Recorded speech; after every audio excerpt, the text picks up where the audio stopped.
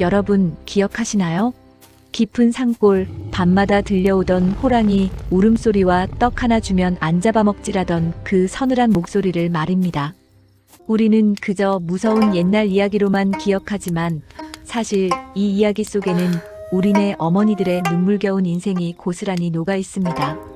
자식들 배불리 먹이려 남의 집 일을 하고 돌아오던 길, 어머니가 고개를 넘을 때마다 호랑이에게 떼어준 것은 단순히 시루떡 한 조각이 아니었습니다. 그것은 자식을 향한 마지막 생명줄이었고, 나를 먹어도 좋으니 내 아이들만은 건드리지 말라는 간절한 피눈물의 약속이었습니다. 오늘 들려드릴 이야기는 우리가 알던 동화보다 훨씬 더 깊고 뜨겁습니다. 짐승의 탈을 쓴 악인에게 내리는 하늘의 준엄한 심판과 부모의 희생으로 해와 달이 된 오누이의 신비로운 기록. 그 소름 돋는 반전과 가슴 찡한 힐링의 순간으로 지금 여러분을 초대합니다.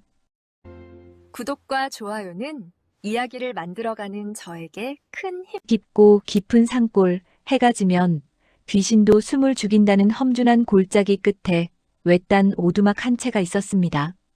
그곳에는 남편을 여의고 어린 오누이, 해시기와 달순이를 홀로 키우며 살아가는 가난한 과부가 있었습니다. 여인의 삶은 매일이 거친 돌밭을 걷는 듯 고단했습니다. 새벽 이슬이 채 가시기도 전에 일어나 남의 집 방아를 찧어주고 손톱이 다 닳도록 밭을 매며 얻은 보리쌀 몇 줌으로 아이들의 줄인 배를 채우는 것이 여인에게 주어진 삶의 전부였습니다. 하지만 여인은 힘들지 않았습니다. 저녁 무렵 산 너머로 해가 기울 때쯤이면 고갯마루까지 마중 나와 엄마 하고 불러줄 아이들의 목소리가 그녀를 지탱하는 유일한 숨구멍이었기 때문입니다. 그날은 유독 하늘이 핏빛으로 붉게 물든 날이었습니다. 여인은 이웃마을 부잣집 잔치에 가서 온종일 쉴 틈 없이 일을 했습니다. 잔치가 끝나고 주인 댁은 고생했다며 시루떡 몇 덩이를 소중히 싸주었습니다. 하얀 김이 모락모락 나는 떡을 품에 안은 여인의 가슴은 설렘으로 부풀어 올랐습니다. 오늘 밤엔 우리 강아지들이 배불리 먹고 잠들겠구나. 여인은 아이들이 기다리는 오두막을 향해 발걸음을 서둘렀습니다. 그러나 집으로 가는 길은 멀고도 험했습니다. 무려 19개의 험준한 고개를 넘어야만 닿을 수 있는 거리였습니다. 여인이 첫 번째 고개에 들어서자마자 기이한 일이 벌어졌습니다. 갑자기 사방을 분간할 수 없을 만큼 짙은 안개가 자욱하게 피어오르더니 골짜기 아래서부터 정체를 알 수 없는 짐승의 기분 나쁜 숨소리가 들려오기 시작했습니다. 여인은 본능적으로 발걸음을 멈췄습니다. 안개 너머로 2개의 노란 안광이 번뜩였습니다. 집채만한 호랑이였습니다. 하지만 그 호랑이는 우리가 아는 일반적인 짐승이 아니었습니다. 눈에는 인간의 간사함이 서려 있었고 입가에는 비릿한 욕망이 일렁였습니다. 호랑이는 거대한 앞발로 여인의 길을 가로막으며 낮게 으르렁거렸습니다. 떡 하나 주면 안 잡아먹지. 그 목소리는 짐승의 포효라기보다 탐욕에 찌든 인간의 음침한 속삭임과도 같았습니다. 여인은 사지가 마비되는 공포 속에서도 품 안의 떡 바구니를 꼭 쥐었습니다. 살려주십시오. 집에 배고픈 어린아이들이 기다리고 있습니다. 여인은 눈물로 호소하며 떡 한 덩이를 던졌습니다. 호랑이는 그것을 공중에서 낚아채 순식간에 씹어 삼키더니 연기처럼 사라졌습니다. 여인은 정신없이 다음 고개를 향해 뛰었습니다. 하지만 재앙은 이제 시작이었습니다. 고개를 하나 넘을 때마다 호랑이는 마치 공간을 이동하듯 여인의 앞에 나타나 같은 말을 반복했습니다. 떡 하나 주면 안 잡아먹지. 떡은 금세 바닥이 났습니다. 10번째 고개를 넘었을 때 여인의 바구니에는 먼지조차 남지 않았습니다. 호랑이는 이제 떡이 아닌 다른 것을 요구하기 시작했습니다. 떡이 없으니 이제는 내 왼쪽 팔 하나를 내놓아라. 그러면 보내주마. 여인은 비명을 질렀습니다. 그러나 아이들의 해맑은 얼굴이 머릿속을 스쳐 지나갔습니다. 내가 여기서 죽으면 아이들은 영영 엄마를 보지 못하고 굶어 죽으리라. 여인은 피눈물을 흘리며 자신의 팔을 내주었습니다. 고통은 상상조차 할 수 없을 만큼 처절했습니다. 산천이 여인의 비명으로 가득 찼으나 호랑이는 무심하게 그 팔을 씹으며 비웃었습니다. 11번째, 12번째 고개. 고개를 넘을 때마다 여인의 몸은 갈갈이 찢겨나갔습니다. 오른쪽 팔을 떼어주고 왼쪽 다리마저 내주었습니다. 이제 여인은 걷는 것이 아니라 기어가는 처지가 되었습니다. 온 산의 흙이 여인이 흘린 선혈로 붉게 물들었습니다. 짐승의 탐욕은 끝이 없었습니다. 호랑이는 여인이 고통에 몸부림치는 모습을 즐기는 듯 했습니다. 여인은 이제 입에 붓을 물고 글을 쓰듯 오직 모성애라는 초인적인 본능 하나로 절벽 같은 고갯길을 몸으로 밀고 올라갔습니다. 어머니의 가슴 속에는 오직 한 가지 생각뿐이었습니다. 아이들에게 가야 한다. 아이들을 살려야 한다. 마지막 19번째 고개. 이제 여인에게 남은 것은 오직 자식을 향한 간절한 영혼과 뼈만 남은 육신뿐이었습니다. 호랑이는 이제 더 이상 빼앗을 것이 없자 여인의 숨통을 끊기 위해 거대한 아가리를 벌렸습니다. 여인은 숨이 멎어가는 순간에도 하늘을 향해 마지막 기도를 올렸습니다. 하늘이시여, 제 몸은 이리 허무하게 쓰러지나 우리 아이들만은 지켜주소서. 여인의 육신은 호랑이의 뱃속으로 사라졌습니다. 그러나 기이한 일이 벌어졌습니다. 여인의 수건과 옷가지는 호랑이의 몸 위로 착 달라붙었고 호랑이의 얼굴은 기괴하게 뒤틀리더니 죽은 여인의 모습으로 변해가기 시작했습니다. 호랑이는 여인의 옷을 여미고 피 묻은 입가에 비열한 미소를 띠며 산 아래 오두막을 향해 달리기 시작했습니다. 그의 목적지는 이제 단 하나였습니다. 이제는 그 연약하고 달콤한 온우이의 살점을 맛볼 차례로구나. 호랑이의 발소리가 고요한 새벽숲을 가로질러 아이들의 방문 앞에 멈춰 섰습니다. 방 안에서는 해시기와 달순이가 배고픔과 공포에 떨며 서로를 껴안고 있었습니다. 오빠, 엄마는 왜 안 오실까? 달순이의 물음에 해시기가 대답하려는 찰나 문 밖에서 익숙한 옷자락 소리와 함께 낮은 목소리가 들려왔습니다. 얘들아, 엄마 왔다. 문 좀 열어다오. 아이들은 기뻐하며 문으로 달려가려 했습니다. 하지만 해시기는 문득 멈춰 섰습니다. 문틈 사이로 새어 들어오는 것은 평소 엄마의 따스한 살 냄새가 아니었습니다. 그것은 방금 전까지 산 위에서 어머니를 찢어 발겼던 짐승의 악취와 어머니의 옷에서 뚝뚝 떨어지고 있는 진득한 피 냄새였습니다. 해시기가 공포에 질려 문틈으로 눈을 가져갔을 때 그는 보았습니다. 어머니의 수건 아래로 번뜩이는 노란 짐승의 눈과 문고리를 잡으려 뻗어나온 어머니의 손목 끝에 달려있는 예리하게 날이 선 호랑이의 거대한 발톱을 말입니다. 그 순간 호랑이가 문을 쾅쾅 두드리며 소리쳤습니다. 왜 대답이 없느냐? 엄마가 온 것이 싫으냐? 어서 열지 못할까? 그리고 해시기는 깨달았습니다. 문 밖의 괴물은 이미 어머니의 목소리뿐만 아니라 방금 전 자신이 어머니의 뱃속에서 들었던 심장 소리까지 똑같이 흉내내며 아이들을 유인하고 있다는 것을요. 해시기는 비명을 지르려는 달순이의 입을 막고 뒤로 물러났습니다. 하지만 그때 문풍지가 부르르 떨리며 호랑이의 가느다란 발톱 하나가 문을 찍고 방 안으로 쑥 들어왔습니다. 찾았다. 이 맛있는 냄새. 방 안으로 스며든 것은 싸늘한 죽음의 그림자였습니다. 과연 오누이는 이 괴물의 아가리에서 살아남을 수 있을까요? 문창살을 뚫고 들어온 날카로운 호랑이의 발톱이 달빛 아래 검푸르게 빛났습니다. 해시기는 심장이 멎을 것 같은 공포 속에서도 제 동생 달순이를 제 등 뒤로 숨겼습니다. 방 안의 공기는 이미 인간의 온기가 사라진 지 오래였습니다. 어머니의 목소리를 흉내내는 괴물은 이제 더 이상 인내심을 유지할 생각이 없는지 문 밖에서 씩씩거리며 거친 숨을 몰아쉬었습니다. 그 숨결이 닿을 때마다 문풍지가 파르르 떨리며 찢어질 듯 울어댔습니다. 왜 대답이 없니? 엄마가 맛있는 떡을 가져왔대도. 어서 이 문을 열지 못하겠느냐? 호랑이의 목소리는 이제 기괴하게 변해 있었습니다. 어머니의 부드러운 음색과 짐승의 쇳소리가 뒤섞여 듣는 것만으로도 고막이 찢길 듯한 불쾌감을 주었습니다. 해식이는 떨리는 목소리로 간신히 대꾸했습니다. 엄마, 엄마 손이 왜 그렇게 거칠어요? 문틈으로 보이는 손이 꼭 짐승의 앞발 같아요.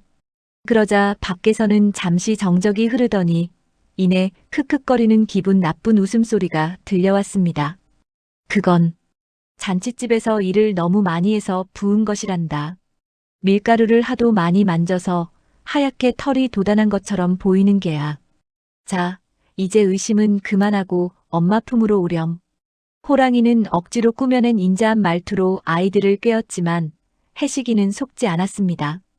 문틈 아래로 뚝뚝 떨어지는 것은 어머니가 가져온 시루떡의 꿀물이 아니라 방금 고갯마루에서 어머니를 찢어 발겼을 때 묻은 진득한 선혈이었습니다. 그 피 냄새가 방 안으로 스며들자 달순이는 결국 참지 못하고 흐느끼기 시작했습니다. 그 작은 울음소리가 신호탄이 되었습니다.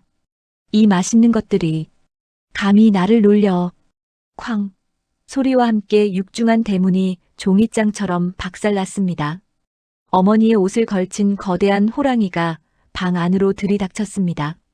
방 안은 순식간에 아수라장이 되었습니다. 호랑이의 거대한 덩치 때문에 가구들이 부서져 나갔고 아이들의 비명소리가 어두운 밤하늘을 찔렀습니다. 해식이는 본능적으로 동생의 손을 낚아채 뒷문으로 뛰어나갔습니다. 신발조차 신지 못한 맨발이었지만 발바닥에 박히는 돌멩이의 통증조차 느껴지지 않을 만큼 절박했습니다. 오빠, 무서워. 엄마는 어디 있어? 저 괴물은 누구야? 달순이의 물음에 해식이는 대답할 수 없었습니다. 그저 앞만 보고 뛰었습니다. 뒤를 돌아보면 거대한 그림자가 덮쳐올 것만 같았습니다.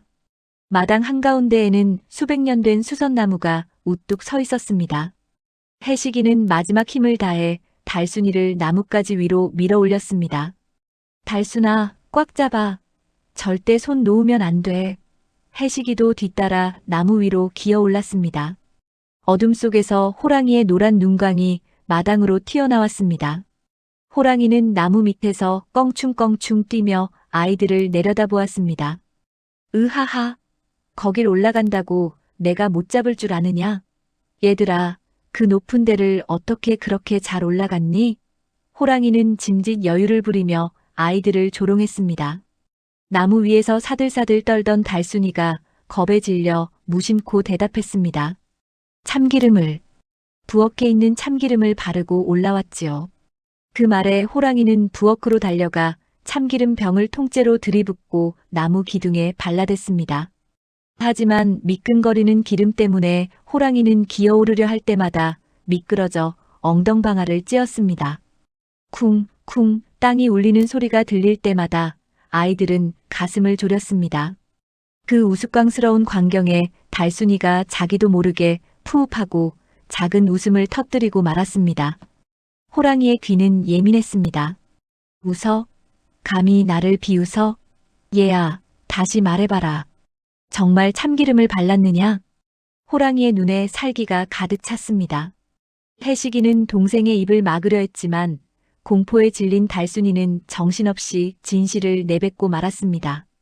바보같이 옆에 있는 도끼로 찍으면서 올라오면 될 것을. 순간 숲의 모든 소리가 멈춘 듯 고요해졌습니다. 호랑이의 입가에 비릿한 미소가 번졌습니다. 그것은 승리를 확신한 포식자의 미소였습니다. 호랑이는 천천히 마당 구석에 놓인 장작 도끼를 집어들었습니다. 툭툭 나무 기둥을 찍어내리는 소리가 들려왔습니다. 한 걸음 한 걸음 괴물이 위로 올라올 때마다 나뭇가지가 위태롭게 휘청거렸습니다. 호랑이의 거친 숨결이 이제 아이들의 발목 언저리까지 닿았습니다. 이제 다 왔다. 너희 애미 옆으로 보내주마. 호랑이가 도끼를 내던지고 날카로운 앞발을 뻗어 해식의 발을 낚아채려는 그 찰나였습니다. 해식이는 하늘을 우러러보며 목이 터져라 소리쳤습니다. 그것은 기도가 아니라 비명에 가까운 절규였습니다. 하늘이시여, 저희를 살리시려거든 새 동주를 내려주시고 저희를 죽이시려거든 헌 동주를 내려주소서. 그때였습니다. 칠흑 같던 구름이 두 갈래로 갈라지더니 그 틈 사이로 한 번도 본 적 없는 눈부신 황금빛 줄기 하나가 번개처럼 내려와 아이들의 손에 닿았습니다. 오누이는 홀린 듯 그 줄을 붙잡았습니다. 순간 아이들의 몸이 깃털처럼 가벼워지더니 허공으로 솟구쳐 오르기 시작했습니다. 밑에서 그 광경을 보던 호랑이는 눈이 뒤집혔습니다. 아니, 저런 법이 어디 있어. 하늘님, 나도 살려주려면 새 동주를 주고 죽이려면 헌 동주를 주시오. 호랑이의 탐욕스러운 외침에 하늘에서 또 다른 줄 하나가 스르르 내려왔습니다. 하지만 그것은 황금빛의 동줄이 아니었습니다. 군데군데 썩어 문드러지고 시커멓게 타버린 헌 동줄이었습니다. 호랑이는 그것도 모른 채 낄낄거리며 줄을 부여잡고 위로 기어오르기 시작했습니다. 점점 고도가 높아졌습니다. 호랑이는 하늘 위에서 오누이를 잡아먹을 생각에 침을 흘렸습니다. 하지만 줄이 반쯤 올라갔을 때였습니다. 뚜둑, 뚝. 기분 나쁜 소리가 들리더니 호랑이가 매달린 동줄이 힘없이 끊어지기 시작했습니다. 호랑이의 비명소리가 산 전체를 울렸습니다. 호랑이는 수천 길 낭떠러지 아래 뾰족한 수수대가 가득한 밭 위로 추락했습니다. 퍽 하는 소리와 함께 호랑이의 몸에서 뿜어져 나온 붉은 피가 수수밭을 온통 적셔버렸습니다. 오늘날 수수대가 붉은 것은 바로 이때 죽은 호랑이의 피가 배어들었기 때문이라는 전설이 시작되는 순간이었습니다. 하지만 이야기는 여기서 끝이 아니었습니다. 하늘 위로 끌려 올라간 오누이의 눈앞에는 이제껏 보지 못한 기이한 광경이 펼쳐지고 있었습니다. 구름 너머에는 눈을 뜨기 힘든 찬란한 빛의 궁전이 있었고 그곳에서 오누이를 기다리고 있는 것은 다름 아닌 방금 전 호랑이에게 먹혔던 어머니의 환영이었습니다. 그러나 어머니의 모습은 예전의 초라한 과부의 모습이 아니었습니다. 온몸에서 서늘한 기운을 내뿜으며 아이들을 내려다보는 어머니의 눈에는 슬픔 대신 무언가 알 수 없는 서늘한 명령이 서려 있었습니다. 혜식아, 달순아. 여기까지 잘 왔구나. 하지만 하늘은 너희가 생각하는 그런 따뜻한 곳이 아니란다. 어머니의 손이 혜식이의 얼굴을 어루만지는 순간 혜식이는 소름 끼치는 진실을 깨달았습니다. 어머니의 손등에는 호랑이가 가졌던 것과 똑같은 문양의 비늘이 돋아나고 있었던 것입니다. 이제 너희가 세상의 빛이 될 차례다. 하지만 그 대가는 영원히 서로를 보지 못하는 고독이란다. 구름 너머로 끌어올려진 오누이의 발 아래로 세상은 개미보다 작게 보였습니다. 방금 전까지 자신들을 집어삼키려 했던 호랑이의 비명소리도 붉게 물든 수수밭의 비릿한 냄새도 이제는 아스라한 예실처럼 느껴졌습니다. 하지만 안도감은 찰나였습니다. 오누이가 도착한 곳은 따스한 극락도, 꽃향기 가득한 천국도 아니었습니다. 그곳은 끝을 알 수 없는 거대한 대리석 기둥들이 숲을 이루고 숨소리조차 얼려버릴 듯한 서늘한 정적이 감도는 차가운 궁전이었습니다. 그리고 그 궁전 정중앙 빛과 어둠이 교차하는 보좌 위에는 그토록 그리워하던 어머니가 앉아 있었습니다. 엄마, 정말 엄마예요? 달순이가 울먹이며 달려가려 했지만 혜식이는 본능적으로 동생의 팔을 붙잡았습니다. 보좌 위에 앉은 여인은 분명 어머니의 얼굴을 하고 있었으나 그 눈빛은 자식을 향해 시루떡을 챙겨주던 그 따스한 과부의 것이 아니었습니다. 그녀의 눈은 감정도 온기도 없는 무심한 신의 눈을 닮아 있었고 그녀가 입고 있는 옷은 하얀 소복이 아니라 은하수를 수놓은 듯 시리게 빛나는 천상의 수이였습니다. 어머니는 천천히 입을 열었습니다. 그녀의 목소리는 궁전 전체를 뒤흔드는 거대한 울림이 되어 아이들의 귓전을 때렸습니다. 혜식아, 달순아. 너희가 넘어야 했던 19고개는 단순히 산길이 아니었다. 그것은 인간의 생을 마감하고 신의 영역으로 들어오기 위한 마지막 시험이었다. 내가 호랑이에게 육신을 내어준 것은 너희를 살리기 위함이기도 했으나 이 차가운 자리를 지키기 위해 인간의 정을 끊어내야 했던 필연적인 절차였느니라. 어머니의 차가운 선언에 오누이는 얼어붙었습니다. 어머니는 말을 이어가며 손을 뻗었습니다. 그러자 공중에서 두 개의 거대한 불꽃 덩어리가 나타났습니다. 하나는 눈이 시릴 정도로 강렬하게 타오르는 황금빛 불덩이였고, 다른 하나는 만지기만 해도 영혼까지 얼려버릴 듯한 은백색의 얼음 덩어리였습니다. 어머니의 손끝에서 뿜어져 나온 기운이 아이들을 짓눌렀습니다. 이제 아이들은 더 이상 나무 위에서 벌벌 떨던 어린아이가 아니어야 했습니다. 하늘의 질서를 유지하기 위해 누군가는 뜨거운 낮을 밝히고 누군가는 차가운 밤을 지켜야 하는 가혹한 운명이 그들 앞에 놓인 것입니다. 이제 너희는 인간의 이름을 버려야 한다. 해시기는 만물을 살리는 뜨거운 태양이 되어 대지를 태울 것이요. 달순이는 어둠 속에서 길 잃은 영혼을 인도하는 달이 되어 차가운 밤을 견뎌야 한다. 이것이 너희를 살려준 하늘의 대가이며 너희가 짊어져야 할 영원한 형벌이자 축복이다. 어머니의 명령과 동시에 거대한 빛의 소용돌이가 오누이를 덮쳤습니다. 해시기의 몸속으로 황금빛 불꽃이 파고들기 시작했습니다. 소년의 혈관마다 끓어오르는 용암이 흐르는 듯한 극심한 고통이 몰려왔습니다. 살가죽이 타들어가고 뼈마디가 녹아내려 다시 굳어지는 과정에서 해시기는 비명을 질렀지만 그 비명조차 거대한 폭발음으로 변의 궁전을 진동시켰습니다. 반면 달순이의 몸은 서서히 투명하게 변하며 은빛 서리가 내려앉았습니다.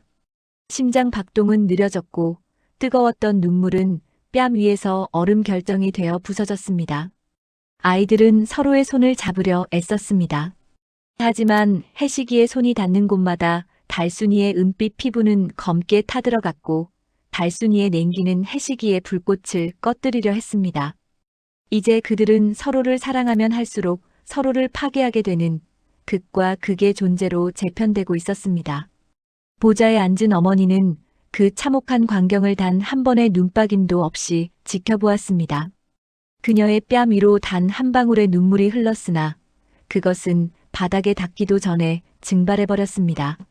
어머니 또한 이미 인간으로서의 마음을 잃어가는 과정에 있었기 때문입니다. 고통스러운 변신이 막바지에 다다랐을 때 궁전의 거대한 문이 서서히 열리며 끝없는 심연의 밤하늘이 드러났습니다. 이제 아이들은 저 넓고 외로운 우주로 던져져야 했습니다. 해시기는 태양의 관을 머리에 쓴 채 자신의 몸에서 뿜어져 나오는 열기에 괴로워하며 동생을 바라보았습니다.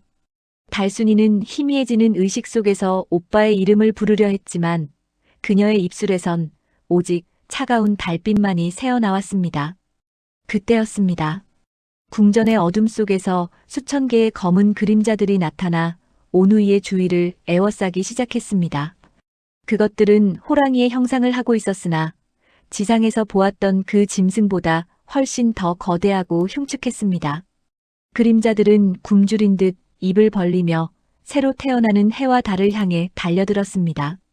어머니는 당황한 기색 없이 자리에서 일어나 차갑게 읊조렸습니다. 보아라. 너희가 빛이 되는 순간 너희를 삼키려는 어둠의 사냥개들도 함께 깨어났다.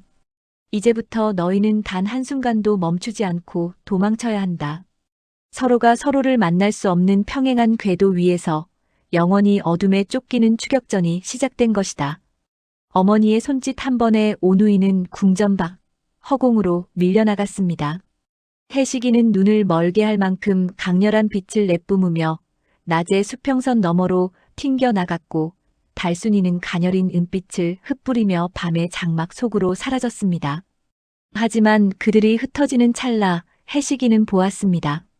어머니의 보좌 뒤편 어둠 속에 숨어있던 거대한 호랑이의 발톱이 어머니의 목줄기를 서서히 조이고 있는 것을 말입니다. 어머니는 아이들을 구하기 위해 신이 된 것이 아니라 사실은 호랑이들에게 인질로 잡혀 아이들을 해와 달이라는 영원한 먹잇감으로 상납하고 있었던 것입니다. 해시기가 그 사실을 깨닫고 다시 궁전으로 손을 뻗으려 했을 때 그의 등 뒤에서 수만 마리의 어둠의 사냥개들이 아가리를 벌리며 달려들었습니다. 이제 막 태양과 달이 된 어린 오누이 앞에 놓인 것은 영광스러운 신의 삶이 아니라 끝나지 않는 우주의 사냥터에서 벌어지는 처절한 생존 게임의 시작이었습니다. 해시기는 절규하며 태양의 불꽃을 내뿜었지만 그의 시선 끝에 걸린 달순이는 이미 시커먼 그림자들에 둘러싸여 한 조각 빛조차 보이지 않는 심연 속으로 가라앉고 있었습니다. 하늘 궁전에서 밀려난 오누이는 더 이상 서로의 온기를 느낄 수 없는 머나먼 평행선 위로 흩어졌습니다.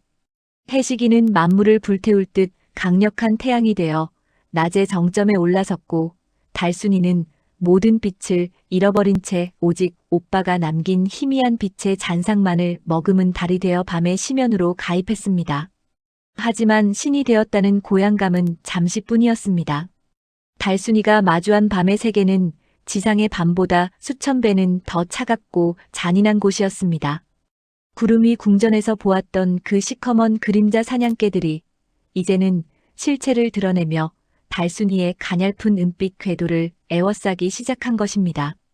오빠, 해식 오빠, 어디 있어? 달순이가 목 놓아 불렀지만 그녀의 입술에서 새어나오는 것은 소리가 아니라 차가운 서리뿐이었습니다.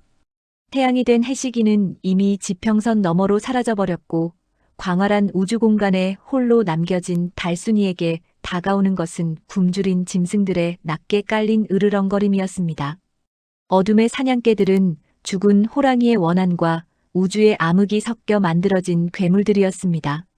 그들은 달의 은은한 빛을 질투하며 달순이의 살점을 뜯어먹어 자신들의 검은 몸뚱이를 빛내고 싶어 했습니다.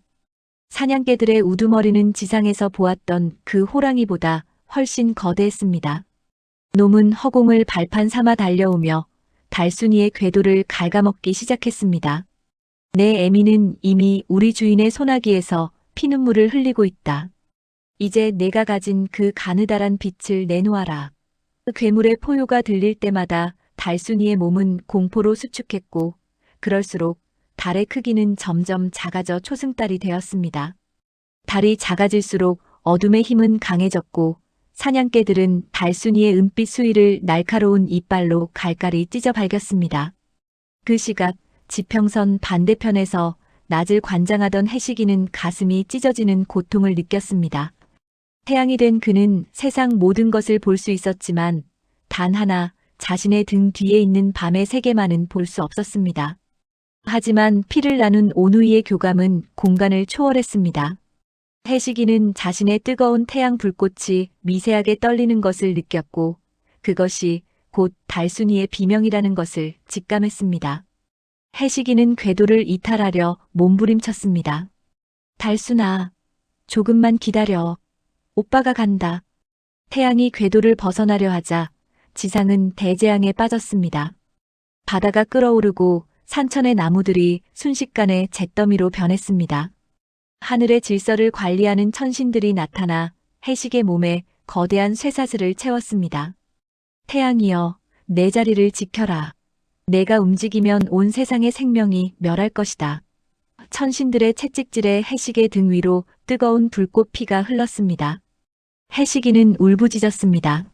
내 동생이 죽어간다. 이따위 태양 자리가 무슨 소용이란 말이냐. 하지만 하늘은 냉정했습니다. 해식의 저항이 거세질수록 천신들은 더욱 강한 압박으로 그를 낮의 감옥에 가두었습니다.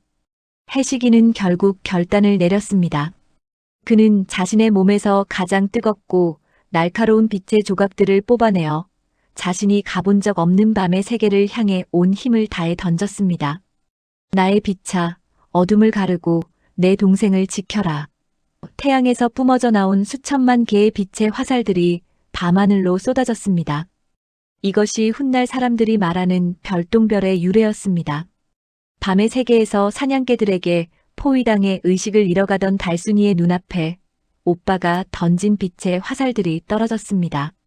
화살들은 사냥개들의 미간을 뚫고 지나가며 거대한 폭발을 일으켰습니다. 짐승들의 비명소리가 우주를 가득 채웠고 달순이는 그 틈을 타 다시 궤도 위로 도망쳤습니다.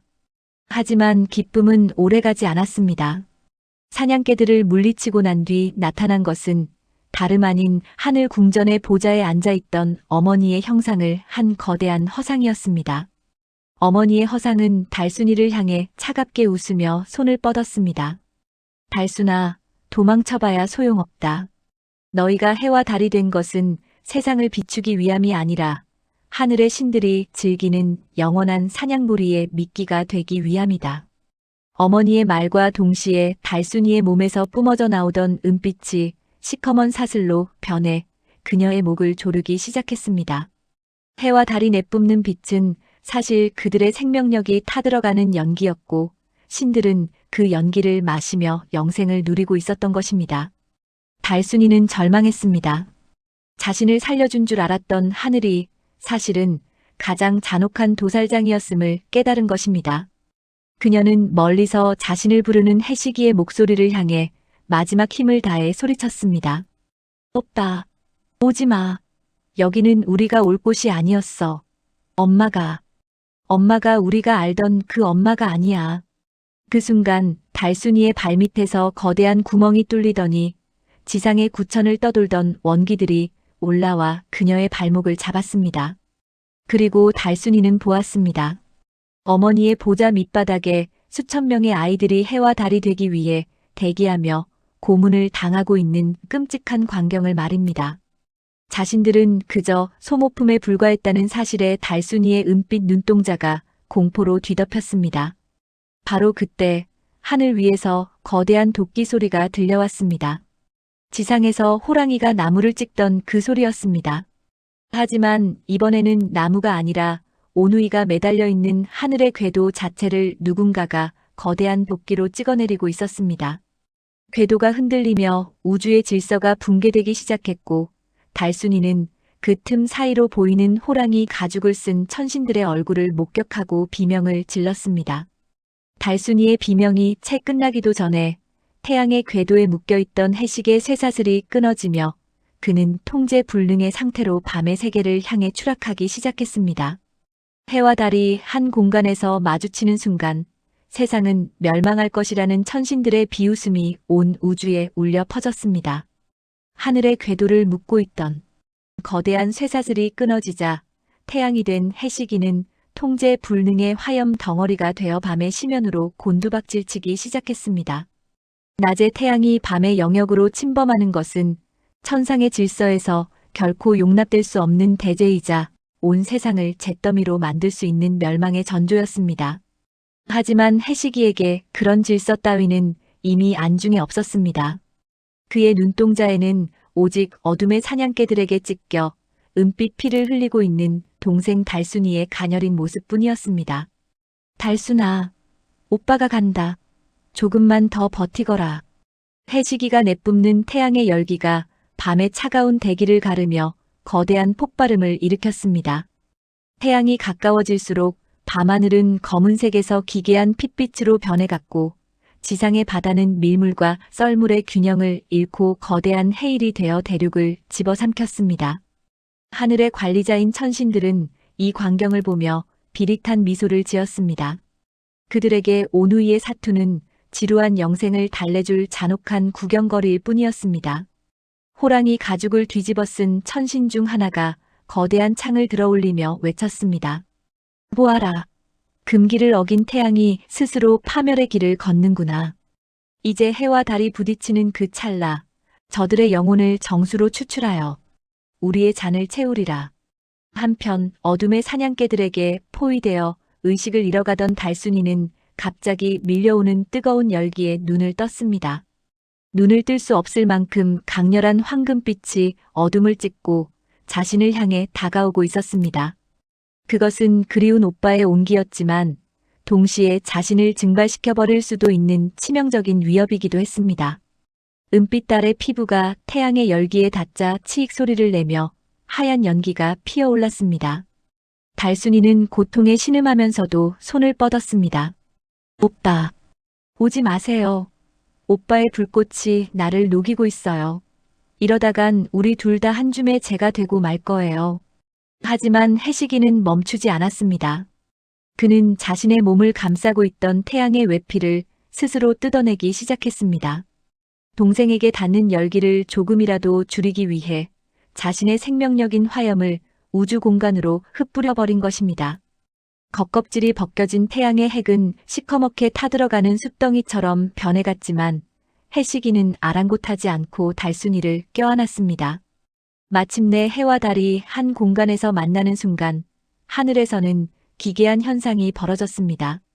태양이 달을 완전히 집어삼킨 듯한 형태, 바로 핏빛 일식이 시작된 것입니다.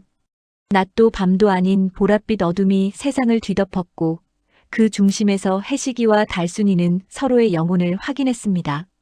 하지만 감격스러운 재회는 찰나에 불과했습니다. 감히 신의 놀이개들이 반란을 꿈꾸는가.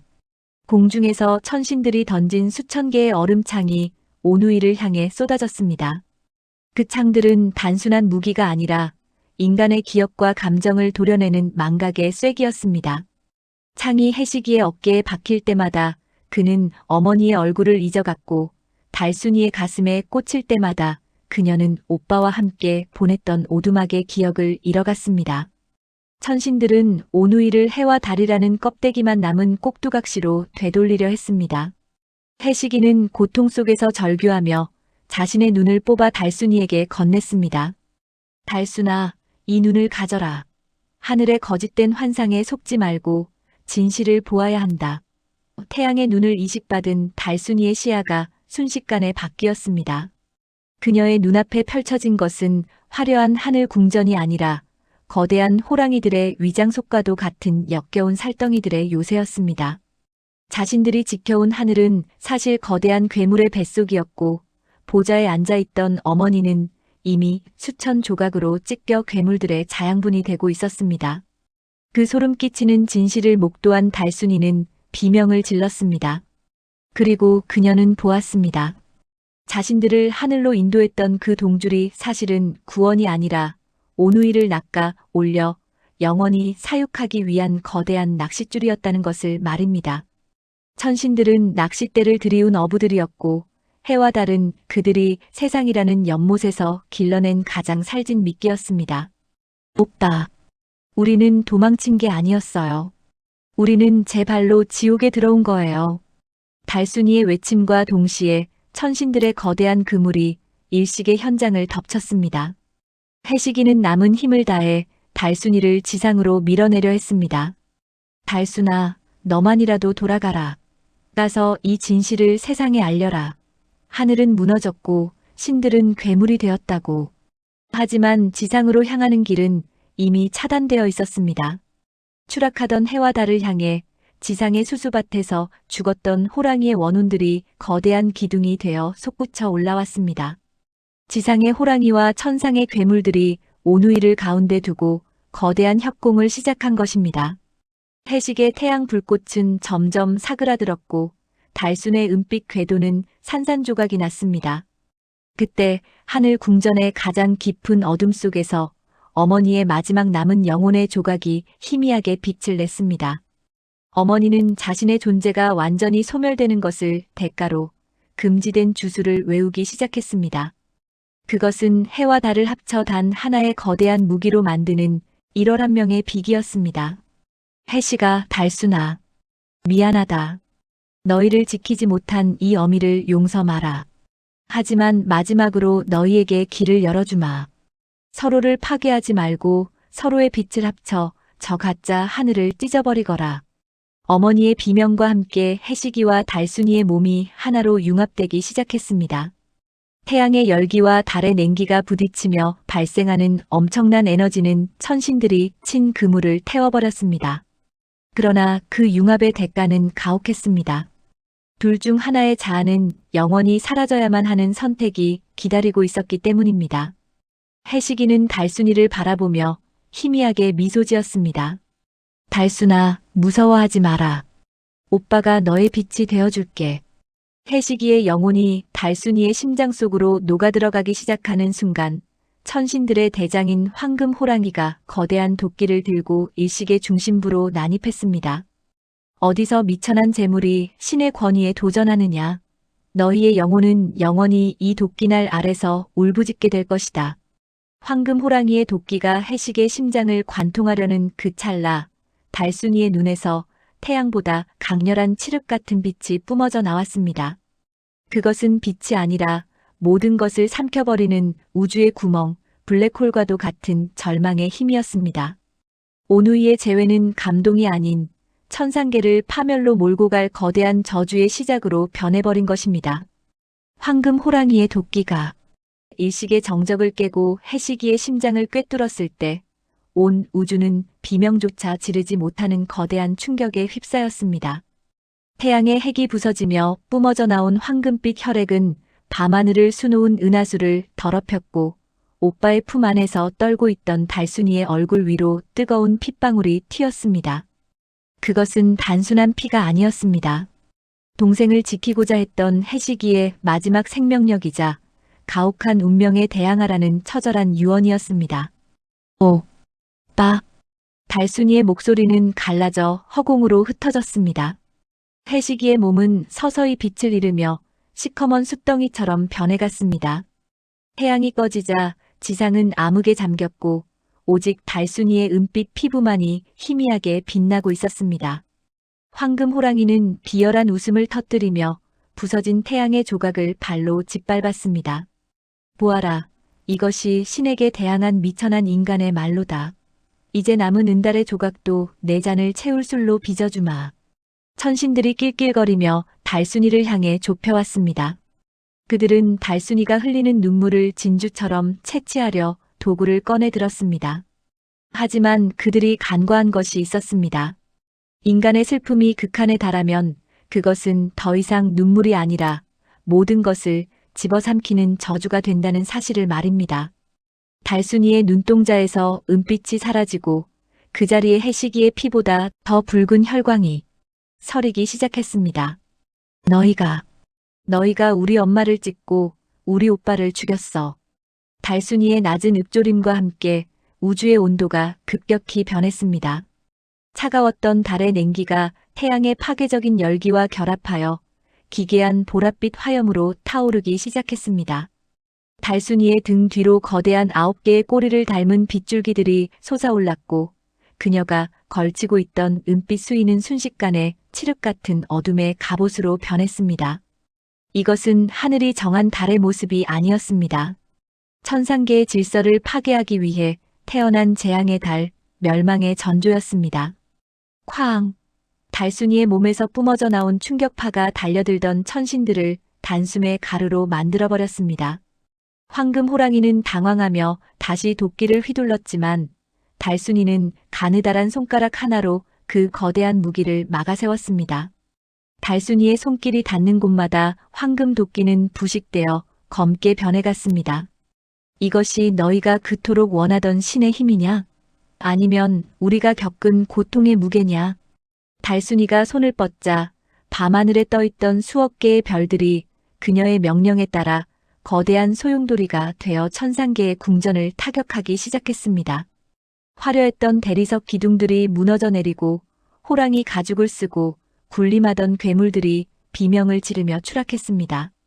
달순이는 허공을 걷듯 천천히 황금 호랑이에게 다가갔습니다. 그녀의 발자국마다 핏빛 달무리가 지며 공간을 뒤틀어버렸습니다. 절망에 빠진 황금 호랑이는 마지막 수단으로 궁전 깊은 곳에 가두어 두었던 어머니의 심장을 꺼내 들었습니다.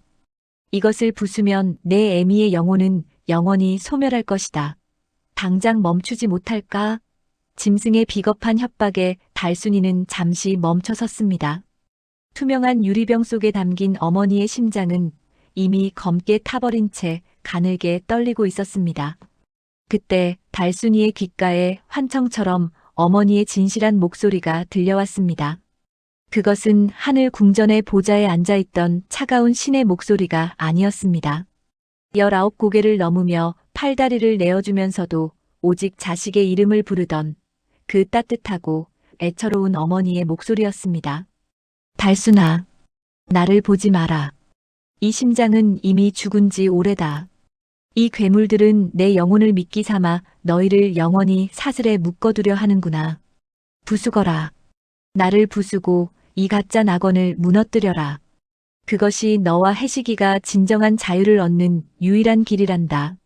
어머니의 유언과도 같은 허락이 떨어지자 달순이의 눈에서 마지막 남은 인간의 눈물이 흘러내렸습니다. 그 눈물은 붉은 뺨을 타고 내려와 발밑의 어둠을 정화했습니다. 달순이는 황금 호랑이를 향해 손을 뻗어 공간을 압축했습니다. 엄마, 고마워요. 이제 우리가 엄마를 쉬게 해드릴게요. 달순이의 외침과 동시에 거대한 폭발이 일어났습니다.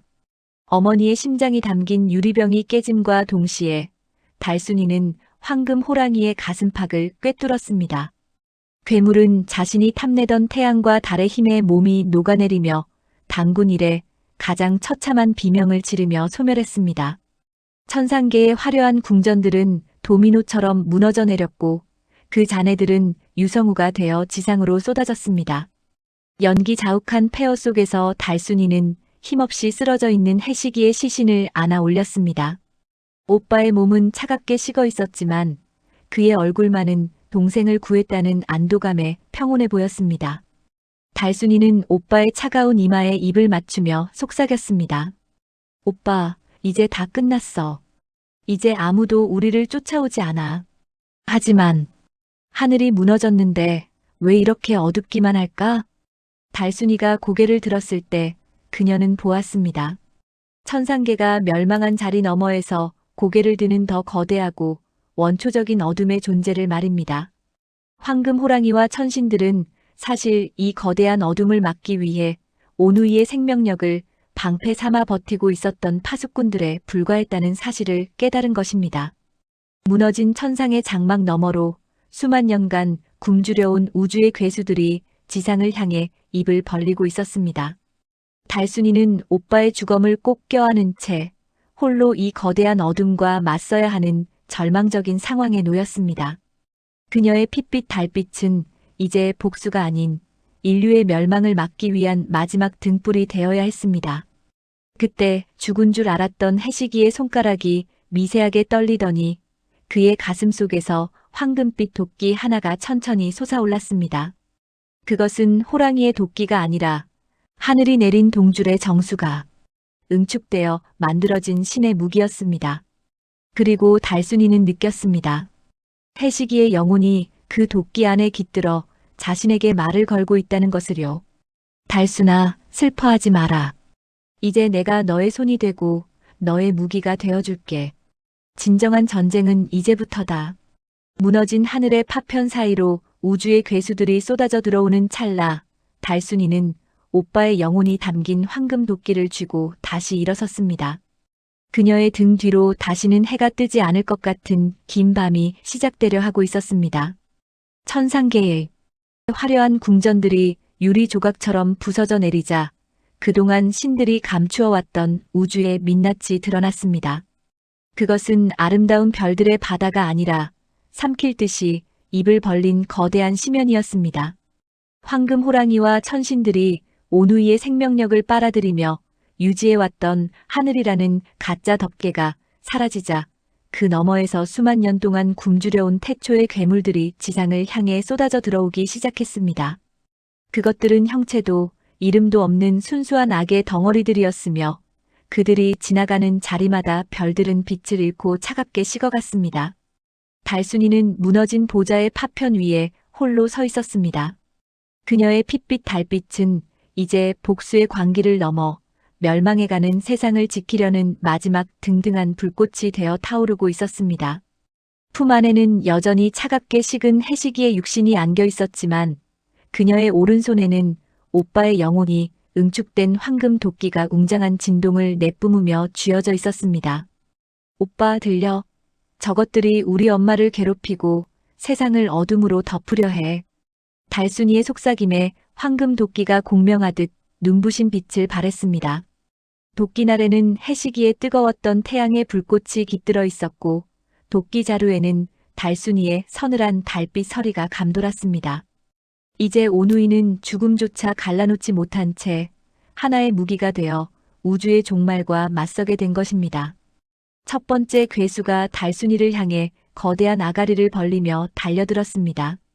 그것은 은하수를 통째로 삼킬 듯한 크기의 검은 뱀이었습니다. 달순이는 피하지 않았습니다. 그녀가 황금 도끼를 가볍게 휘두르자 태양의 열기와 달의 냉기가 합쳐진 초승달 모양의 참격이 공간을 가르고 나갔습니다. 쾅! 소리와 함께 검은 뱀의 머리가 두 동강 났고 괴수의 몸에서 뿜어져 나온 검은 피는 우주의 먼지가 되어 흩어졌습니다. 하지만 괴물들의 숫자는 끝이 없었습니다. 하나를 베면 10마리가 나타났고 10마리를 죽이면 100마리가 지상의 대기를 향해 낙하했습니다. 지상에서는 이미 대재앙이 시작되었습니다. 하늘이 찢어지며 쏟아지는 괴수들의 파편에 산천이 무너지고 사람들은 난생 처음 보는 암흑 속에서 공포에 질려 울부짖었습니다. 달순이는 결단해야 했습니다. 이곳 천상계의 잔해 위에서 싸우는 것만으로는 지상을 지킬 수 없었습니다. 그녀는 오빠의 육신을 빛의 고치 속에 봉인하여 하늘의 가장 깊은 곳에 숨겨두고 스스로 지상과 천상의 경계인 성층의 벼랑으로 몸을 던졌습니다. 아무도 지나가지 못하게 하겠어. 달순이는 찢어진 하늘의 틈새를 자신의 몸으로 막아섰습니다. 그녀는 9개의 달빛 꼬리를 넓게 펼쳐 거대한 그물을 만들었습니다. 괴수들이 그물에 걸릴 때마다 달순이는 황금 도끼를 휘둘러 그들을 처단했습니다. 도끼를 휘두를 때마다 해시기의 목소리가 환청처럼 들려왔습니다. 달순아, 왼쪽이야. 달순아, 조금만 더 힘을 내. 그 목소리는 지치고 외로운 달순이를 지탱해주는 유일한 버팀목이었습니다. 전투는 며칠, 아니 몇 달 동안 계속되었는지 알 수 없었습니다. 우주의 시간은 지상의 그것과 달랐기에 달순이는 영겁과도 같은 고독 속에서 홀로 전쟁을 치렀습니다. 그녀의 칠흑 같던 머리카락은 서서히 하얗게 변해갔고 은백색이었던 갑옷은 괴수들의 검은 피로 얼룩져 형체를 알아볼 수 없게 되었습니다. 하지만 그녀의 눈동자 속에 서린 핏빛 달빛만은 더욱 선명해졌습니다. 그러던 중 달순이는 괴수들의 무리 뒤편에서 낯익은 기운을 감지했습니다. 그것은 호랑이의 비린내와 어머니의 향기가 기묘하게 섞인 가장 역겨우면서도 슬픈 기운이었습니다. 어둠의 심연 속에서 서서히 모습을 드러낸 것은 지상에서 보았던 그 호랑이도 천상의 황금 호랑이도 아닌 모든 호랑이의 어미이자 우주의 근원적 악인 무적행의 범이었습니다. 놀랍게도 그 거대한 괴수의 이마에는 어머니의 얼굴이 박혀 있었습니다. 괴수는 어머니의 목소리로 달순이를 유혹하기 시작했습니다. 달순아, 가여운 내 딸아. 이제 그만 도끼를 내려놓으렴. 내가 지키려는 저 지상은 이미 썩어 문드러졌다. 인간들은 서로를 핥히고 내가 준 빛을 독점하려 싸우고 있단다. 어서 이 어둠 속으로 들어오렴. 그러면 우리 오누이와 어미가 영원히 하나가 되어 살 수 있단다. 달순이는 잠시 흔들렸습니다. 어머니의 목소리는 너무나 따뜻했고 그 유혹은 끝없는 고독에 지친 그녀에게 달콤한 안식처럼 느껴졌습니다. 황금 도끼의 빛이 희미해지기 시작했습니다. 무적행의 범은 기회를 놓치지 않고 거대한 발톱을 들어 달순이의 심장을 노렸습니다. 그 순간 달순이의 귓가를 울린 것은 어머니의 환청이 아닌 지상에서 자신을 부르던 어린 시절 오빠의 장난기 어린 목소리였습니다. 달순아, 숨바꼭질할 때 엄마 목소리 흉내내는 호랑이 조심하라고 했지? 저건 엄마가 아니야. 정신이 번쩍 든 달순이가 눈을 떴을 때 괴수의 발톱이 코앞까지 다가와 있었습니다. 달순이는 본능적으로 황금 도끼를 들어 막아냈습니다. 챙! 강철과 강철이 부딪히는 소리가 우주를 진동시켰습니다. 달순이는 괴수의 이마에 박힌 어머니의 얼굴이 가짜 환상임을 꿰뚫어 보았습니다. 그것은 괴수가 달순이의 마음을 무너뜨리기 위해 어머니의 영혼을 억지로 갈기갈기 찢어붙여 만든 잔혹한 가면이었습니다. 감히 우리 엄마의 얼굴로 장난을 쳐? 달순이의 분노가 극에 달하자 황금 도끼에서 전례 없는 폭발적인 빛이 뿜어져 나왔습니다. 그것은 태양과 달의 합일이 아닌 인간으로서 가졌던 마지막 자비심마저 태워버린 멸절의 빛이었습니다. 달순이는 괴수의 품 안으로 파고들어 도끼를 깊숙이 박아 넣었습니다. 괴수는 단 한 번도 들어본 적 없는 기괴한 비명을 지르며 요동쳤습니다.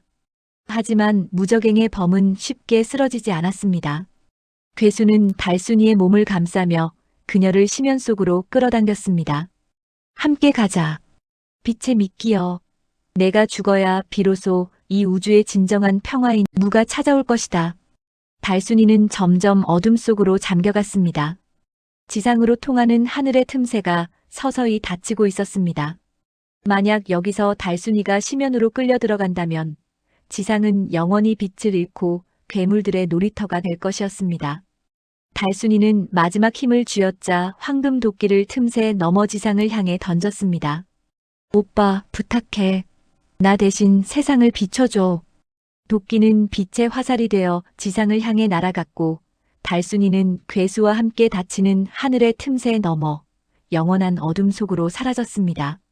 지상의 사람들은 하늘이 닫히기 직전 눈부시게 빛나던 핏빛 달이 마지막으로 흘린 눈물이 별이 되어 쏟아지는 것을 보았습니다. 모든 것이 끝난 듯 했습니다. 하늘은 다시 고요해졌고 괴수들의 울음소리도 멈췄습니다. 그러나 지상에 떨어진 황금 도끼가 박힌 자리에서 한 번도 본 적 없는 기이한 형상의 새로운 해가 솟아오르기 시작했습니다. 그리고 사람들은 보았습니다. 그 해의 중심에서 눈을 감은 채 잠들어 있는 해시기와 달순이가 서로를 꼭 껴안고 있는 모습을 말입니다. 하지만 안도도 잠시 지상의 가장 깊은 구멍에서 어머니의 수건을 쓴 정체불명의 노파가 나타나 해를 향해 검은 손을 뻗었습니다. 이제 드디어 내 차례로구나. 지상의 가장 깊은 구렁에서 기어나온 노파는 천천히 허리를 펴고 하늘 위로 솟아오른 새로운 해를 응시했습니다. 그녀의 손에는 피 묻은 어머니의 수건이 들려 있었고 입가에는 세상을 다 가진 듯한 기괴한 미소가 걸려 있었습니다. 마을 사람들은 공포에 질려 숨죽였습니다. 천상계가 무너지고 우주의 괴수들이 사라졌음에도 불구하고 지상의 감도는 이 불길한 냉기는 무엇이란 말인가. 노파는 천천히 수건을 벗어 던졌습니다. 그 아래 드러난 얼굴은 호랑이도 괴물도 아닌 바로 인간의 가장 깊은 곳에 숨겨진 탐욕 그 자체였습니다. 해와 달이 하나가 되었으니 이제 저것만 삼키면 나는 죽지 않는 불멸의 존재가 된다.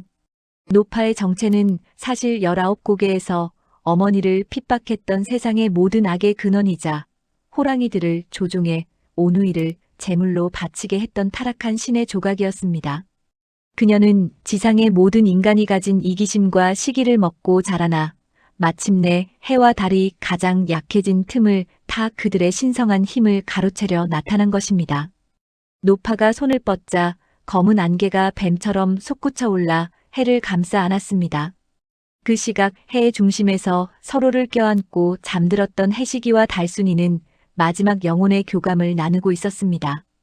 비록 몸은 하나로 융합되었으나 그들의 의식은 명확했습니다. 해시기는 달순이의 차가운 손을 잡으며 속삭였습니다. 달순아, 이제 우리가 가야 할 곳은 하늘도 지상도 아니야. 우리는 저 노파가 결코 닿을 수 없는 곳, 사람들의 마음속으로 들어가야 해. 달순이는 오빠의 품 안에서 조용히 고개를 끄덕였습니다. 그들은 더 이상 두려워하지 않았습니다. 이미 죽음보다 깊은 고통을 겪었고 어머니의 숭고한 희생을 목격했기에 그들의 영혼은 강철보다 단단해져 있었습니다. 해와 달의 합일체가 눈을 뜨자 노파의 검은 안개는 순식간에 증발해버렸습니다. 칠흑 같은 어둠의 달과 타오르는 황금빛 해가 소용돌이치며 지상을 비추기 시작했습니다. 그 빛은 단순히 눈을 밝히는 빛이 아니었습니다. 사람들의 가슴 속에 숨겨진 추악한 욕심을 태우고 잊고 있었던 부모의 사랑과 형제의 우애를 일깨우는 진실의 빛이었습니다. 노파는 그 강렬한 빛 앞에 비명을 지르며 몸이 녹아내리기 시작했습니다. 안 돼. 인간들이 서로를 사랑하게 되면 내 힘은 사라진단 말이다. 노파의 절규는 산천을 울렸으나 해와 달은 자비 없이 그 어둠을 몰아냈습니다. 마침내 지상에는 진정한 평화가 찾아왔습니다. 하지만 오누이는 알고 있었습니다. 자신들이 육신을 가진 채 지상에 머문다면 언젠가 또 다른 탐욕이 나타나 자신들을 이용하려 들 것임을 말입니다. 해시기와 달순이는 마지막으로 자신들이 살았던 오두막 터를 내려다보았습니다. 그곳엔 이제 어머니의 흔적조차 남지 않았으나 그들이 넘었던 19 고갯마루마다 붉은 들꽃들이 피어나 어머니의 사랑을 증언하고 있었습니다. 엄마, 이제 우리가 엄마를 대신해 세상을 지킬게요. 낮에는 오빠가 뜨거운 볕으로 곡식을 익히고 밤에는 내가 은은한 빛으로 지친 이들의 눈물을 닦아줄게요. 달순이의 마지막 말과 함께 하나였던 해와 달은 다시 두 개의 빛으로 갈라졌습니다. 하지만 예전처럼 서로를 파괴하는 빛이 아니었습니다. 해는 달에게 자신의 온기를 나누어 밤을 지키게 했고, 달은 해에게 자신의 냉기를 주어대지가 타버리지 않게 조절했습니다. 이것이 바로 우리가 매일 마주하는 조화로운 우주의 섭리가 되었습니다. 오누이는 그렇게 영원한 하늘의 파수꾼이 되어 지상의 모든 어머니와 자식들을 굽어 살피게 되었습니다. 세월이 흘러 보은 마을 사람들은 매년 가을이면 19곡에 모여 제사를 지냅니다. 그들은 알고 있습니다. 우리가 받는 이 따뜻한 햇살과 은은한 달빛이 사실은 어느 가난한 어머니의 피눈물과 어린 오누이의 처절한 사투로 만들어진 고귀한 선물이라는 것을요. 수수밭의 붉은 줄기는 여전히 그날의 경고를 잊지 않게 해주며 밤마다 들려오는 바람 소리는 오누이가 서로를 부르는 다정한 귓속말처럼 들려옵니다. 이제 이야기는 끝이 났습니다. 하지만 해와 달의 노래는 멈추지 않습니다. 우리가 욕심에 눈이 멀어 소중한 일을 등질 때면 해는 더욱 뜨겁게 우리를 질책할 것이고, 우리가 슬픔에 잠겨 길을 잃을 때면 달은 더욱 밝게 우리 앞길을 비춰줄 것입니다. 오누이는 죽지 않았습니다. 그들은 우리의 머리 위에서, 그리고 우리의 가슴 속에서 영원히 지지 않는 빛으로 살아 숨쉬고 있습니다. 오늘의 지혜. 자식을 향한 부모의 내리사랑은 우주의 질서조차 바꾸는 위대한 힘입니다. 오늘 우리는 평소 잘 알던 해와 달이 된 오누이 이야기를 통해 그 속에 숨겨진 처절한 희생과 인과응보의 진실을 마주했습니다. 떡 하나를 주며 고개를 넘던 어머니의 마음은 단순히 목숨을 구걸하는 것이 아니었습니다. 그것은 나를 내주어서라도 내 자식의 미래를 열어주겠다는 신보다 위대한 인간의 결단이었습니다. 5070 시니어 여러분, 여러분의 인생도 이와 다르지 않았을 것입니다. 거친 새파라는 19 고개를 넘으며 자식들 뒷바라지하느라 정작 본인의 꿈과 건강이라는 팔다리를 다 내어주신 분들이 바로 여러분입니다. 때로는 호랑이 같은 시련이 앞길을 막고, 때로는 하늘조차 무심하게 느껴질 때도 있으셨겠지요. 하지만 기억하십시오. 여러분이 흘린 그 피눈물은 결코 헛되지 않았습니다. 여러분의 희생 덕분에 여러분의 자녀들은 해와 달처럼 각자의 자리에서 빛나고 있으며, 그들이 비추는 세상의 모든 온기는 바로 당신이라는 뿌리에서 시작된 것입니다. 이제 무거운 짐은 내려놓으시고 밤하늘의 달빛을 보며 스스로를 칭찬해 주십시오. 참으로 고생 많았다. 참으로 잘 살았다. 라고 말입니다.